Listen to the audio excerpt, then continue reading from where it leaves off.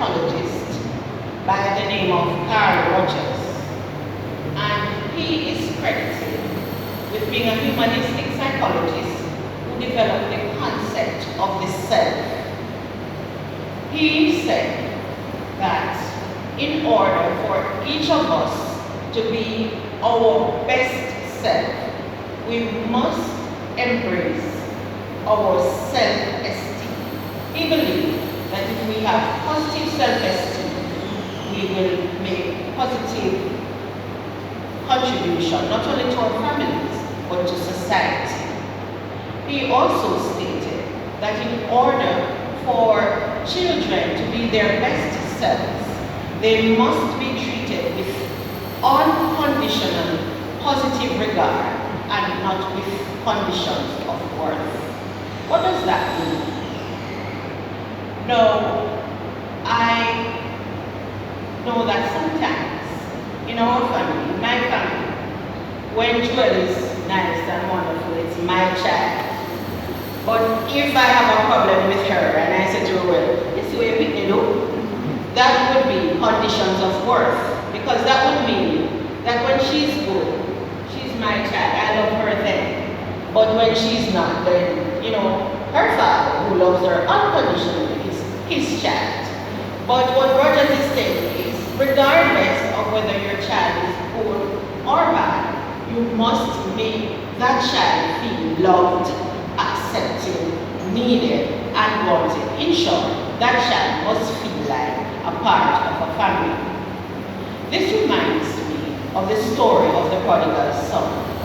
Let us turn our Bibles to Luke chapter 15, and we will begin reading at verse 11. Luke 15, and we will start at verse 11. Now in Luke chapter 15, Jesus spoke of different things that were lost. He spoke of the lost coin and the lost sheep. And then he came to the lost son. Verse 11 reads, Jesus continued, there was a man who had 2 sons. The younger one said to his father, Father, give me my share of the estate. So he divided his property between them. Not long after that, the younger son got together all he had, set off for a distant country, and there squandered his wealth in wild living. After he had spent everything, there was a severe famine in that whole country, and he began to be in need. So he went and hired himself out to a citizen of that country, who sent him to his fields to feed the pigs. He longed to fill his stomach with the pods that the pigs were eating, but no one gave him anything. When he came to his senses, he said, how many of my father's hired servants have food to spare, and here I am, starving to death. I will set out and go back to my father and say to him, Father, I have sinned against heaven and against you. I am no longer worthy to be called your son. Make me like one of your hired servants. So he got up and went to his father. But while he was still a long way off, his father saw him and was filled with compassion for him. He ran to his son, threw his arms around him, and kissed him. The son said to him, Father, I have sinned against heaven and against you. I am no longer worthy to be called your son. But the father said to his servants, Quick, bring the best robe and put it on him. Put a ring on his finger and sandals on his feet. Bring the fattened calf and kill it. Let's have a feast and celebrate. For this son of mine was dead and is alive again. He was lost and is found. So they began to celebrate.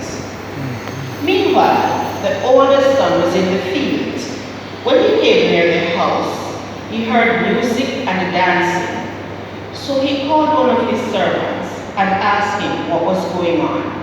"Your brother has come," he replied, "and your father has killed the fatted calf because he has him back safe and sound."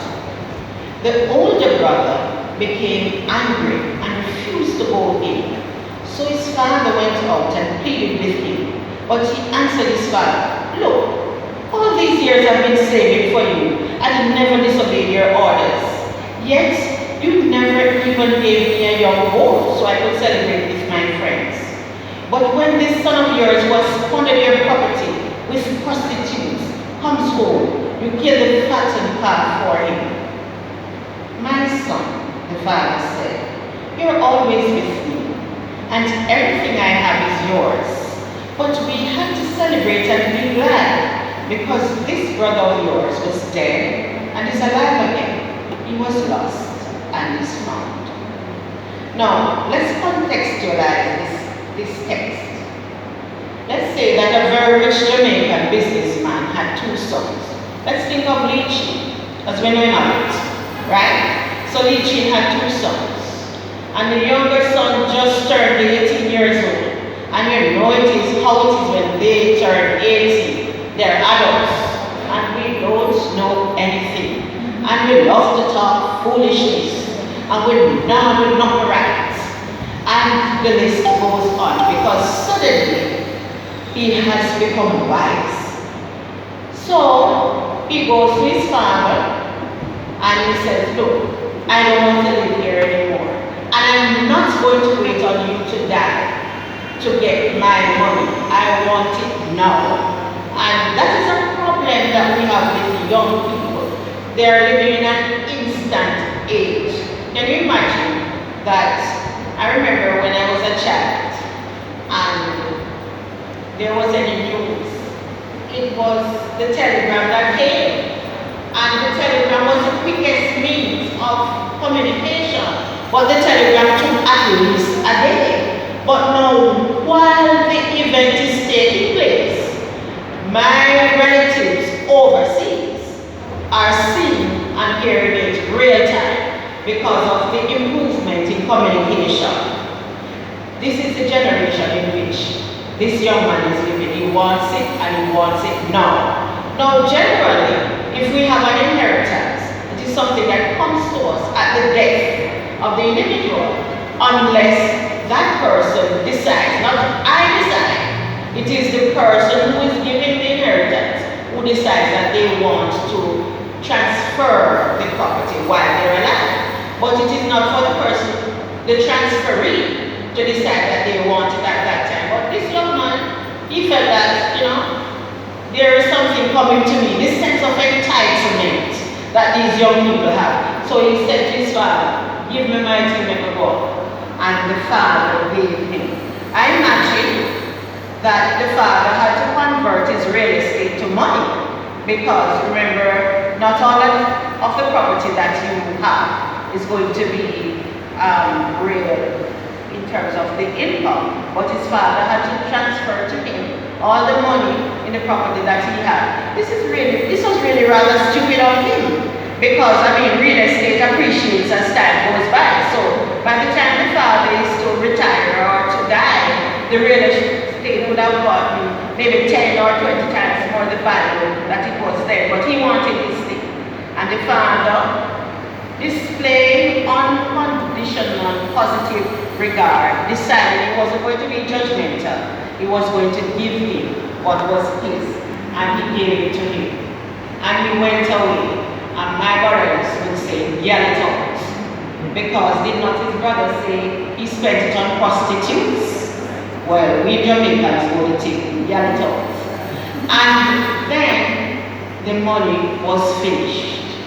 And that was when he realized that, my father had to earn what he had by working. And so, because he was only 18, he didn't have the proper equipment and skills and education to get him a good job. So his job, imagine the Egypt's son feeding pigs.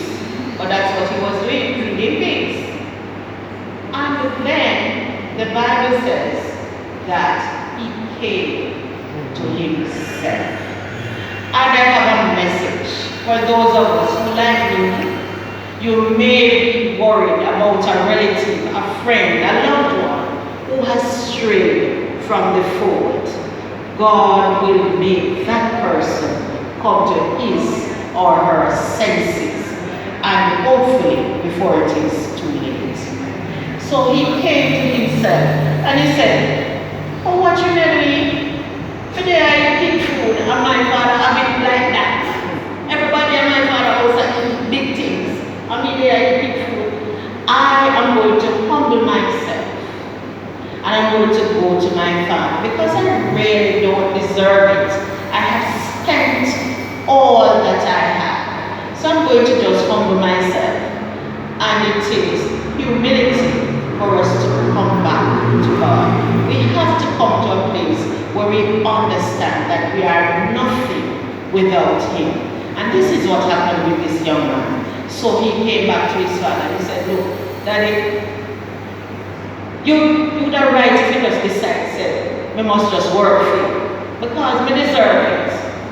But his father was thinking about him every day. Every time a shadow moved, his father would be thinking that maybe my son coming back home. And the Bible says, when he was afar off. Can you imagine? And I'm thinking that he must have lost some weight and emaciated, as Jamaicans would say. But his father recognized him nonetheless as his son. And the condition in which he found himself did not matter to his father. What mattered most was that his son had returned. And so he reinstated him to the position of a son in his family. Now, I don't know, but I have thought about it. I have said to my child, I said, look here, is the day you step through my door and say you got by your own, no bother things, say I have no place in my house again, I have said that to her. I have said, I'm hutch, young hutch. Not a little place, but me not the home. But this father had a different attitude. His attitude was that my son must represent me. And this is the attitude that God has for us, that we must be his representatives at all times. We studied this week about this story, telling the story of Jesus. And if there was a story for that son to tell, it must have been this story of how my father embraced me when I was still a stranger. If there is a story for you and me to tell, it must be that Jesus died for me when I was his enemy. It must be that because Jesus died for me, I must bear the fruit of the Spirit. Can we turn our Bibles to Galatians 5, verses 22 and 23, which was so ably read by Diana. Thank you, Diana, for us today. Can we read it together, please? But the fruit of the Spirit is love, joy, peace, long-suffering, gentleness, goodness, faith, meekness, temperance. Against such there is no law. And I've often wondered why the Bible says, against such there is no law. Because when you think about it, if we are acting within the confines of the law, this is what we would be like. We would be gentle, we would be loving, we would be kind. Perfect. And so we would be, as it were, the psalmist says, the law of the Lord is perfect. so we would be perfect in our ways.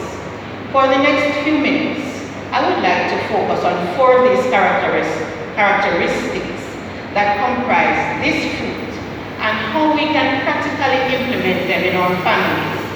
These 4 characteristics are love, kindness, gentleness, and self-control. And I think Paul started with love because the Bible says love covers a multitude of sins. And I find that we overuse the word love. You know, we tend to just say, I love you, I love you, I love you. And we think of the word love as a noun, but it is very much a verb. Because how much I love you, my actions will show. Right. Now, I've heard many definitions of the word love, but one that really intrigues me is a definition I heard some time ago, and it says love is an ocean of emotion surrounded by expansion of expenses. I suppose the bottom line of that definition is that it takes cash to care. But every day we tell our family members that we love them, and they want to know in practical terms, what do we mean? Now, my don't lose like brother-in-law would say, love is better felt than felt. And so, I want us to look at what Paul says about love in 1 Corinthians chapter 13. And we're going to focus on verse 4. And we will go to verse 7. He says, and I'm using the New International Version. He says, love is patient, love is kind. It does not envy. It does not boast. It is not proud. It does not dishonor others. It is not self-seeking. It is not easily angered. It keeps no record of wrongs. Love does not delight in evil, but rejoices with the truth. It always protects, always trusts, always hopes, always perseveres. Let's just look at it for a moment. Love is patient. Love is kind.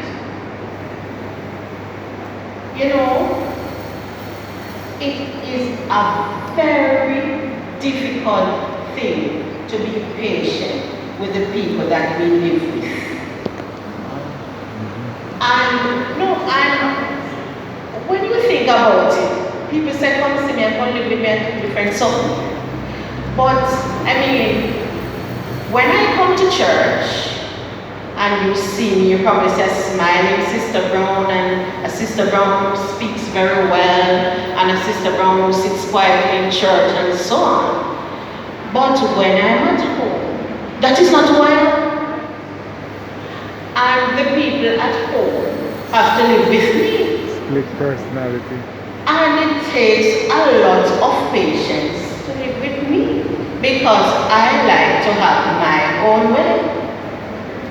And that is a big problem for the people who live with me. And, I mean, it happens with all of us too. I mean, but the verse 5 says, love is not self-seeking. So if I love to have my own way, really, I really don't love. Because that means that I am seeking something for myself. It's what's in it for me. And I'm not thinking about anybody else. Then it says, love is not easily angered. And we nice Christians, we never get angry, right? I've heard this story of a church brother who was visited by the pastor on Sabbath morning, no less. And when the pastor came, he was quarreling with the members of the household. And the pastor knocked on the gate and he said, "Oh, they cannot know my relative door." So the pastor said he thought that, he was unfair to the brother for showing up unannounced. So he left and came back and he knocked on the door and identified himself as the pastor. And the same brother said, "Oh, are you pastor? Come in." But we're told that love is not easily angered. So how do we reconcile the fact that the man did beckoning family members so much that Sabbath morning? I always say to my daughter that she don't listen when she do anything wrong on Sabbath. So he don't listen when he was being so horrible on Sabbath. But love is not easily angered. You don't get upset easily. If you love the person, you don't get upset with them easily. What does it mean that you really don't get upset? No. I've said to the young people with whom I interact, I've said to them, look here, if you are dating someone and then never get upset one time, left them. Don't have much with them because that's not real. It is not real. Even though you love this person so much, if you're always going to be doing what they want, it's not love, it's not real, and it cannot be sustained. It does not delight in evil, but it rejoices with the truth. It always protects. My sister said I always have her back, and she always has my back.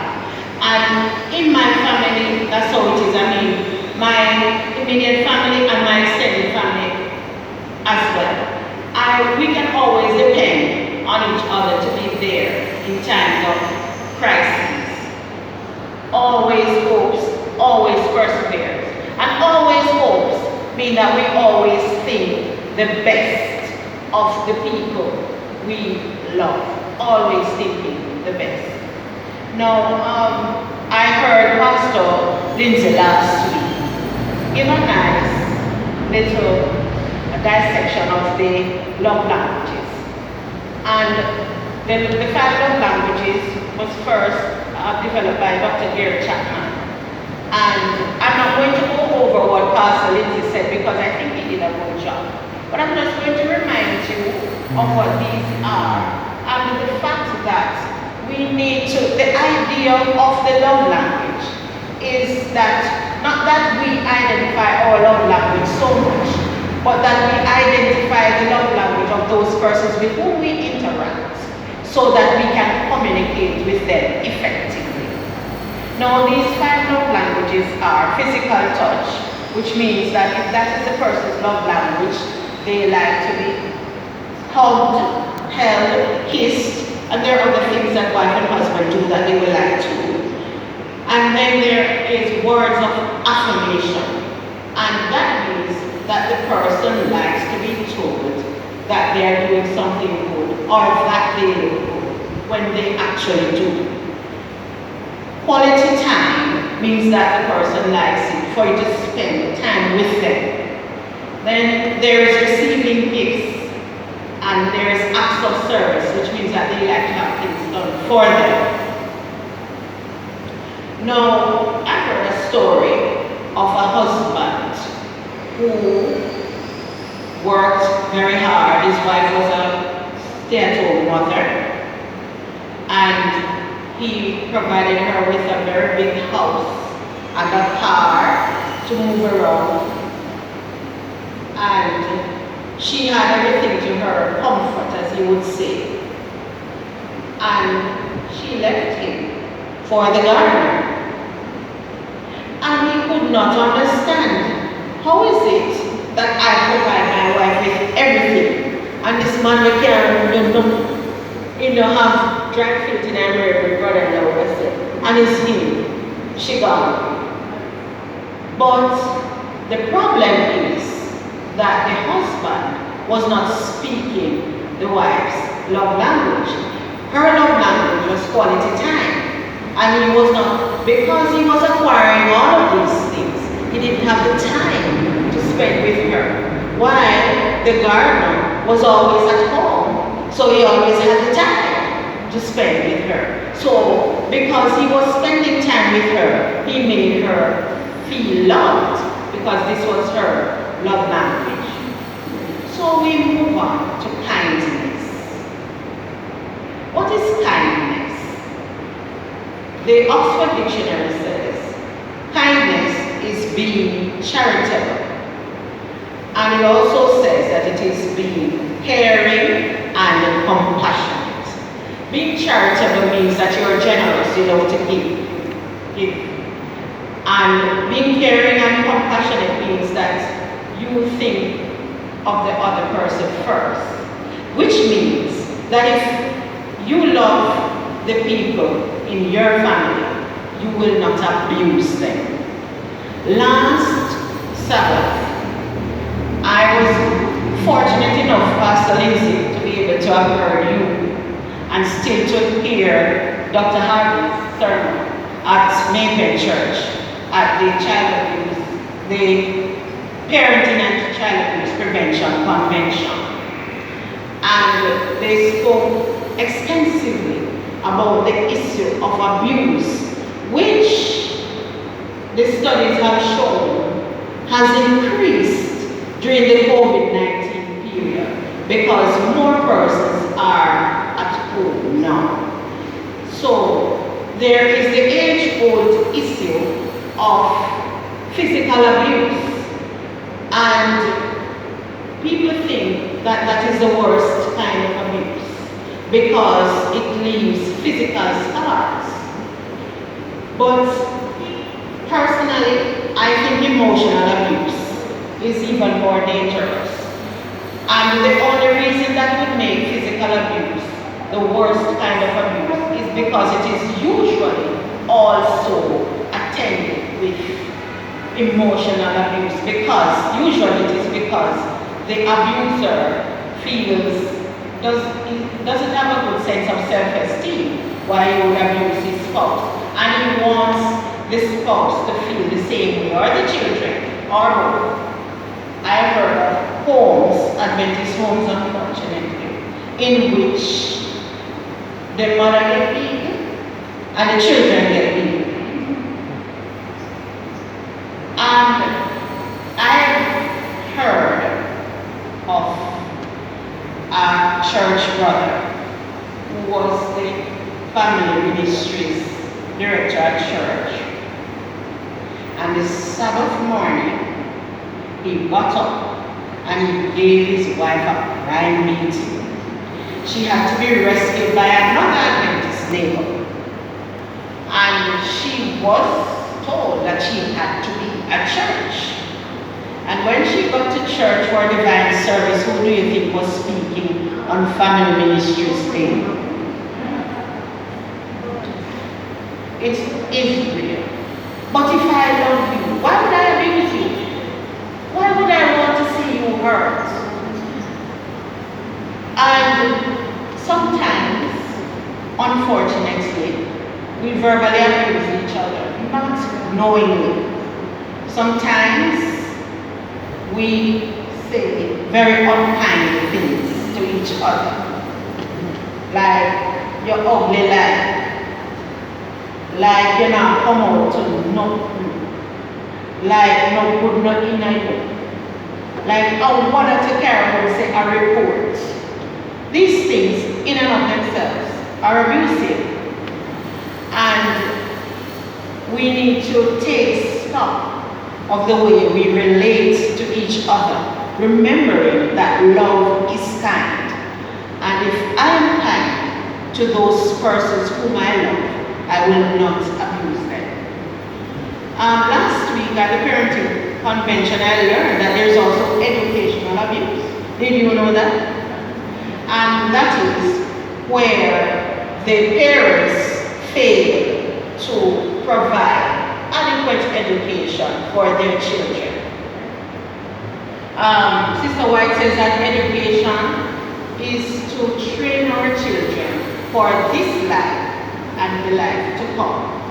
And the main objective for us as parents is for our children to become independent. That is to say that when they leave our homes, they will be able to espouse the principles, the Christian principles that we have taught them, but also they will have a skill or an education by which they can make a living. And if they have not done so, then we would have failed them, and we would not have been kind to them, and therefore we would not have shown them love. But in the interest of time, I want to move on to patience. No, I tell my daughter almost daily that I think that I've had her to teach me patience. I mean, like, my daughter makes the best meals. I mean, she's a very good cook. But just budget 3 hours for the meal. Yeah, I'm just saying. So you can imagine how much patience I have to exercise to get a meal from her. Not to mention that she must be meticulous in all things. And so it takes her an hour to shower and another hour to put on her clothes. And I have to wait on her. Well, you know, her father waits on her. I don't have the patience. True. And I am learning to be more patient. And I think that I have developed some element of patience, but I'm still under construction. But if we really love our family members, we will be patient. And what is patience? It is the capacity to accept or tolerate delay, problems, or suffering without becoming annoyed or anxious. Listen to what it says. To accept or tolerate delay, problems, or suffering without becoming annoyed or anxious. In the King James Version, it says long suffering. So, we demonstrate patience when we allow our little ones to exercise their independence. Now, those of us who have babies, 2-year-olds, and those of us who are grandmothers to 2-year-olds, we know that they will come to the point when they know they can't put on the clothes, but they want to put it on for themselves. And if we love them, we will be patient with them and allow them to do this. Allow them to learn to tie their laces, to choose the clothes they want to wear. And you know, sometimes we overlook the value of these, what we would call very tiny things, but it speaks to their independence later on. This is not a psychology lesson, but I'm a psychologist, so I will say nonetheless that Erickson says that the child at that age is in their initiative versus guilt stage. And we need to allow them to exercise this initiative so that later on they will be able to be independent adults who will not be doubtful about what they're doing. And I mean, sometimes in the workplace we come upon people who certain basic things they can't, because you're their supervisor, they come to you to ask you, are we supposed to give the students the course outline? And I'm like, really? Seriously? Somebody tell you? Really? You know, but it is because earlier on in their lives, they were not allowed to demonstrate this kind of initiative. We exercise patience when we allow our aging parents to complete the tasks they're doing at their own pace. I'm just saying. You know, I really admire Brother Wall. I noticed that before COVID he used to take I thought it was his mother to church, but I learned that it is his mother-in-law. And I mean, he walks in step with this lady who is taking 1 step per minute, and he does not complain. And I'm like, really, seriously? But that is a demonstration of love. We will be patient with them and allow them to work at their own pace. If we love our teenagers, we will be patient enough to see them making wrong decisions and allow them to while we pray for them. I imagine that this is what the prodigal father did. Sister Farron is saying that she can't manage it. Sister Farron, I cannot manage it either, but that is the way of love. How else did we learn that we were not to do certain things? The Bible says it's a fool who doesn't learn from another person's experience. But the truth is that when they're at, particularly when they're 18, 19, 20, you can't tell them nothing. You don't know nothing. And I thought, when I was at that stage, that the reason I was that way with my mother was because my mother was not as educated as I felt I was at that stage. But I realized that me have many letters behind my name and me still getting that kind of fight. So it is the way of the children at that stage, and we have to allow them to exercise their independence in the name of love. No.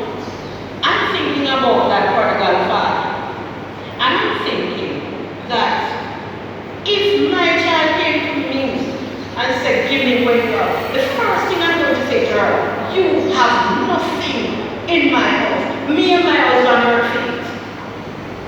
That's the first thing that I would have said to her. How dare you? But this man went and he put everything together and he gave it to him. And he said, "Go in peace." No, I would also like to think that I would want to, reason with him and say, "Look here, man, if you wait, just wait 5 more years now and the property double up, you will get more money than time and so on." But the father said, "Go in peace."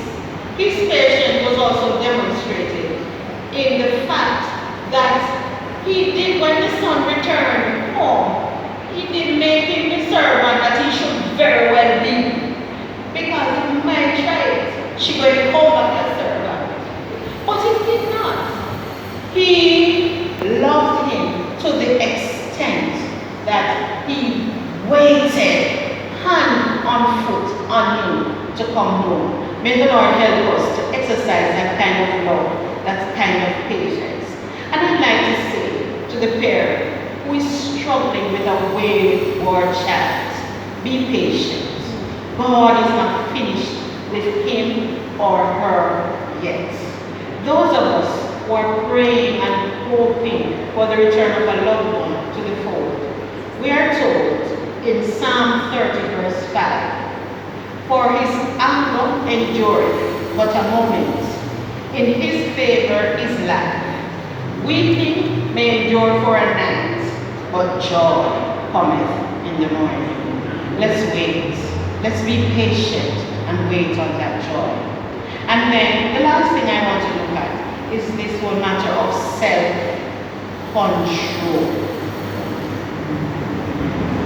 It is defined in the Oxford Dictionary as the ability to control oneself, in particular one's emotions and desires.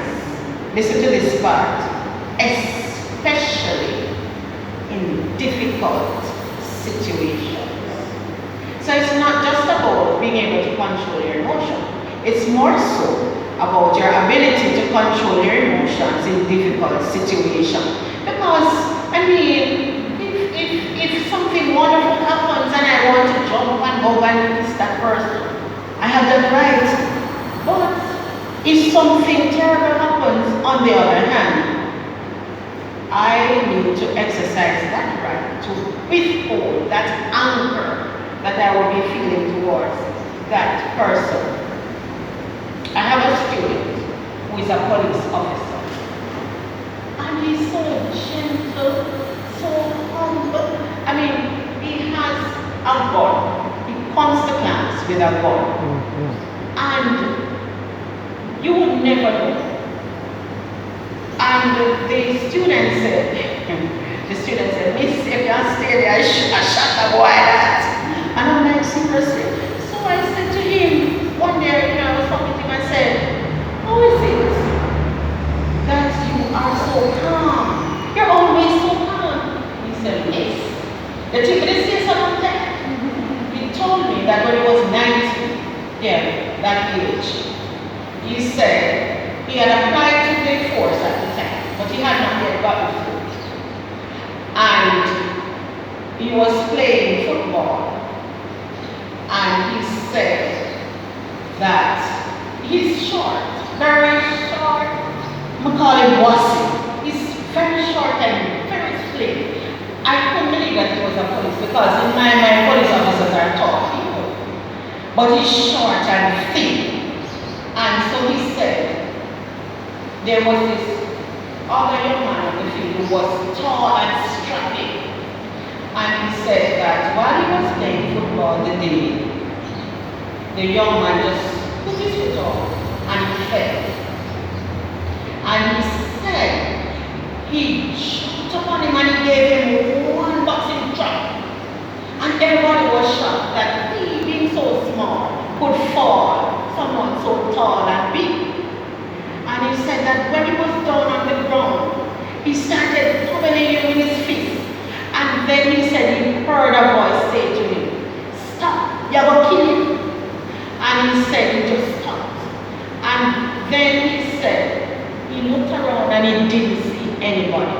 But he remembers that his mother always said to him, if you don't control your temper, either somebody will kill you or you will kill somebody.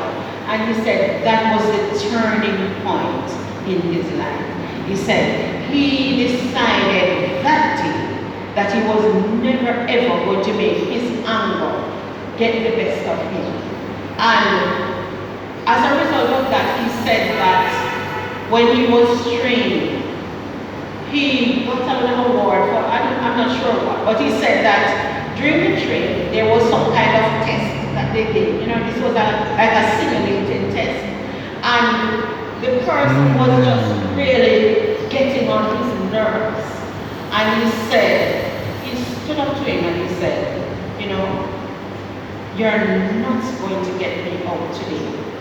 And he said that the commanding officer said that that was what they were looking for, whether he was going to really. So the commanding officer had actually caused the young man to do that to him. And so he said that he has made the decision that he was not going to be controlled by anger. But it is not only anger that is a negative emotion that we need to keep under control. There are so many others that I don't want to get into today. But if we love each other, we will learn to control ourselves. It is very easy for us to be judgmental of others, especially when we think that we would never do the same thing. But can I tell you something? We don't know what we would do given the very same situation. No, I don't know, in the election that just passed, I was surprised at a few things. One of the things was that even the party, the ruling party, was building back. What they're building, if they are doing what is right, what they're building. You get what I'm saying? But anybody will say anything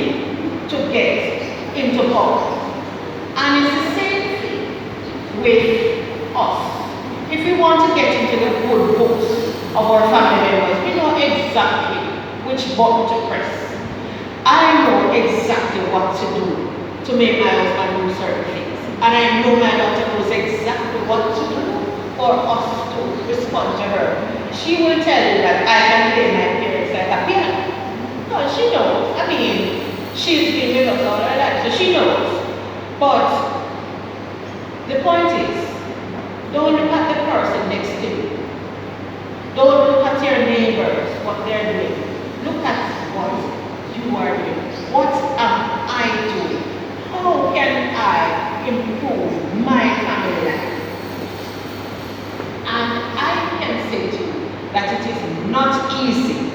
But Paul tells us in Philippians 4 verse 30, I can do all things through Christ who strengthens us. And Jesus tells us in Matthew 19 verse 26, with men it is impossible, but with God all things are possible. How can I be a fruit-bearing family member? I can love my family members. And not just my biological family members, my church family members as well. I can be patient with them. I can exercise self-control. But how can I really do this?